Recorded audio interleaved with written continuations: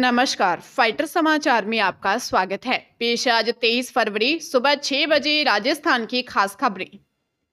राजस्थान कर्मचारी चयन बोर्ड से फर्जी डिग्री से 3rd ग्रेड पीटीआई की नौकरी पाने वाले 244 अभ्यर्थियों में से भरतपुर जिले के 4 पीटीआई करीब 16 माह नौकरी कर चुके हैं। इन्हें अब बर्खास्त कर दिया गया है, जिसमें 1 पुरुष व 3 महिला पीटीआई हैं। इसके अलावा डीग जिले में 2 और धौलपुर जिले के 12 पीटीआई बर्खास्त किए गए हैं। कर्मचारी चयन बोर्ड ने 16 जून 2022 को 5546 पीटीआई 3rd ग्रेड की वैकेंसी निकाली थी और 53,234 अभ्यर्थियों ने आवेदन किया था। 25 सितंबर 2022 को परीक्षा हुई। अक्टूबर में रिजल्ट जारी हुआ। पीटीआई की मार्कशीट, डिग्री, ऑनलाइन और ऑफलाइन फॉर्म सत्यापन में मिसमैच का खुलासा हुआ था। डीईओ आरडी बंसल ने बताया कि चारों पीटीआई गाजीपुर नदबई के पीटीआई सौरभ उपाध्याय, गढ़ी जालिम सिंह की पीटीआई बुलकेश कुमारी, खसौला बहनेरा सेवर की पीटीआई प्रियंका और दयोपुरा की पीटीआई सुनीता देवी धायल की सेवाएं नोटिस देकर समाप्त की गई हैं।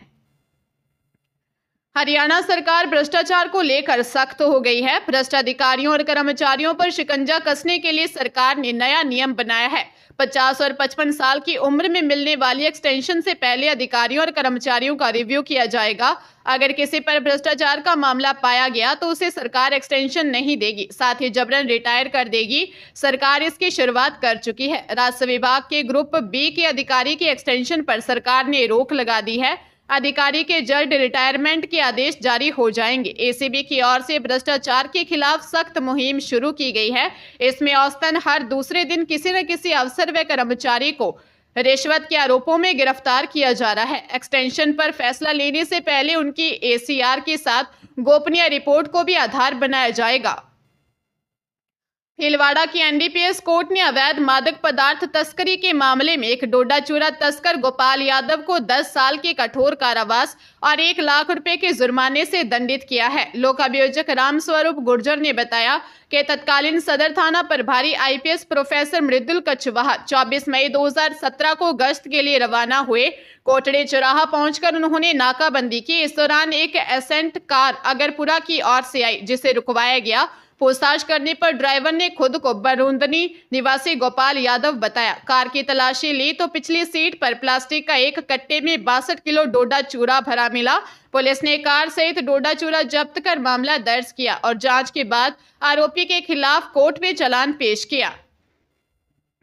चूरू जिले में अज्ञात वाहन की टक्कर से बाइक सवार 2 युवकों की मौत हो गई। दोनों युवक दोस्त के मेडिकल स्टोर से वारस अपने घर लौट रहे थे। हादसे के बाद मौके पर लोगों की भीड़ एकत्रित हो गई। हादसा भालेरी थाना क्षेत्र में भालेरी सरदार शहर रोड पर गांव मैलूसर के पास हुआ। भालेरी पुलिस के अनुसार बैरासर बड़ा निवासी नवीन जाट और अमित फोगा गांव में अपने दोस्त के मेडिकल स्टोर से वापस बाइक पर अपने गांव बैरासर बड़ा लौट रहे थे। मैलूसर गांव के पास अज्ञात वाहन ने बाइक को टक्कर मार दी। हादसे में नवीन जाट की मौके पर ही मौत हो गई। अमित मेघवाल को डीबी अस्पताल के इमरजेंसी वार्ड में लाने पर डॉक्टरों ने मृत घोषित कर दिया। कोतवाली थाना पुलिस हादसे की सूचना मिलने पर अस्पताल पहुंची। पुलिस मामले की जाँच कर रही है।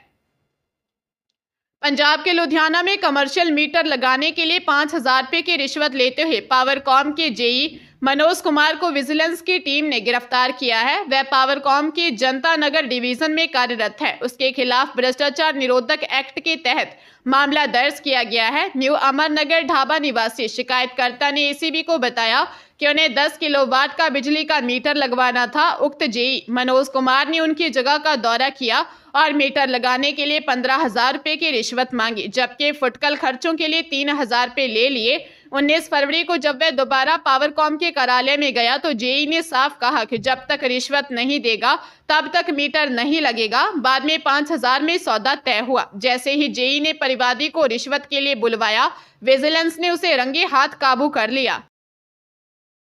विद्युत निगमों में टेक्नीशियन भर्ती के लिए आवेदन प्रक्रिया 21 फरवरी से शुरू हो चुकी है। 20 मार्च 2025 तक योग्य अभ्यर्थी ऑनलाइन आवेदन कर सकते हैं। राजस्थान राज्य विद्युत उत्पादन निगम में 150 और जयपुर विद्युत वितरण निगम में 66 पदों पर भर्ती होगी। यह भर्ती उत्पादन निगम में 2016 के बाद पहली बार हो रही है।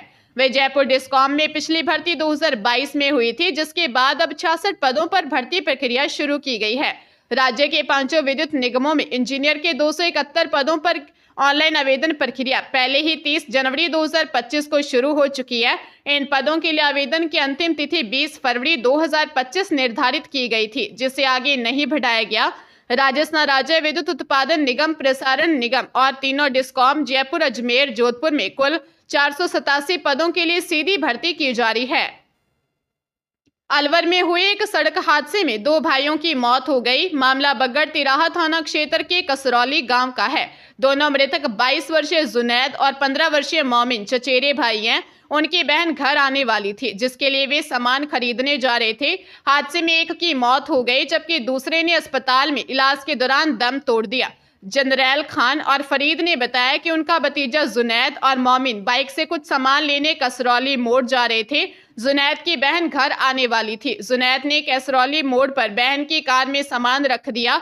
इसके बाद जुनैद व मोमिन घर के लिए रवाना हो गए। रास्ते में कसरौली फोर्ट के पास पीछे से तेज रफ्तार से आए ट्रैक्टर ने बाइक सवार दोनों भतीजों को टक्कर मार दी। मृतक जुनैद इकलौता बेटा था जो बीए प्रथम वर्ष में पढ़ता था, जबकि मृतक मोमिन 2 भाई हैं। बीकानेर जिले के नोखा के केडली गांव के राजकीय प्राथमिक स्कूल देवनाड़ा में जर्जर जल कुंड की छत गिरने से 3 छात्राओं की मौत के मामले में प्रशासन ने परिजनों की मांगों को मान लिया है। 4 दिन से चल रहा आंदोलन समाप्त हो गया। प्रशासन ने प्रत्येक पीड़ित परिवार को 20-20 लाख रुपए का मुआवजा देने की घोषणा की है। इसमें सरकार की ओर से 5 लाख, CSR से 5 लाख और मंडी से 10 लाख रुपए दिए जाएंगे। साथ ही परिवार के सदस्यों को संविदा पर नौकरी भी दी जाएगी। प्रशासन ने कार्रवाई करते हुए BDO और CBO को निलंबित कर मुख्यालय भेज दिया है। नागौर सांसद हनुमान बेनीवाल की अगुवाई में जिला कलेक्ट्रेट के सामने चल रहे धरने में समझौता हुआ, जिसके बाद नोखा पुलिस ने बच्चियों के शवों का पोस्टमार्टम करवाकर परिजनों को सौंप दिया। शनिवार को केडली गांव में बच्चियों का अंतिम संस्कार किया गया। निजी स्कूलों में RTE के तहत निःशुल्क प्रवेश के ऑनलाइन आवेदन की प्रक्रिया अगले माह से शुरू होने की संभावना है। प्रारंभिक शिक्षा निदेशालय ने शिक्षा सत्र 2025-26 में RTE के तहत निःशुल्क प्रवेश प्रक्रिया शुरू करने के प्रस्ताव राज्य सरकार को भिजवा दिए हैं। उच्च स्तरीय मीटिंग के बाद इन प्रस्ताव पर मंजूरी मिलने की उम्मीद है। बताया जा रहा है कि राज्य सरकार की ओर से अनुमति मिलने के बाद शिक्षा विभाग निःशुल्क प्रवेश की गाइडलाइन फाइनल कर RTE में प्रवेश की विज्ञप्ति जारी कर देगा। निजी स्कूलों में नया शिक्षा सत्र 1 अप्रैल से शुरू होगा। दरअसल नए शिक्षा सत्र में निःशुल्क प्रवेश की प्रक्रिया शुरू होने का अभिभावक इंतजार कर रहे हैं। पिछले साल 13 मई को निःशुल्क प्रवेश के लिए लॉटरी निकाली गई थी। निःशुल्क प्रवेश के लिए पिछले साल लगभग 3 लाख अभ्यर्थियों ने आवेदन किया था। हरियाणा के जींद के उचाना क्षेत्र के छात्र गांव के पास खेतों में महिला के साथ गैंग रेप कर उसकी हत्या के मामले में उचाना पुलिस ने एक आरोपी छात्र गांव निवासी जोगेंद्र को गिरफ्तार किया है। 19 फरवरी को पिल्लूखेड़ा निवासी ईश्वर सिंह ने थाने में रिपोर्ट दी कि उसकी बहन की 30 साल पहले गांव अलीपुरा में शादी हुई थी। 4 साल पहले उसके जीजा की मौत हो गई थी, जिसके बाद से उसकी बहन अकेली ही घर पर रहती थी। 18 फरवरी की रात को उसकी बहन के फोन से कॉल आई और कॉल करने वाले ने कहा कि उसकी बहन की गांव छात्र से कुचराना की तरफ जाने वाले रास्ते पर बने कमरे में 4 लोगों ने हत्या कर दी है। वह पुलिस के साथ छात्र गांव के खेतों में पहुंचा तो महिला का शव पड़ा था। शिकायतकर्ता का आरोप था कि उसकी बहन के साथ गैंगरेप कर उसकी हत्या की गई है। हत्या के कारणों की जांच की जा रही है।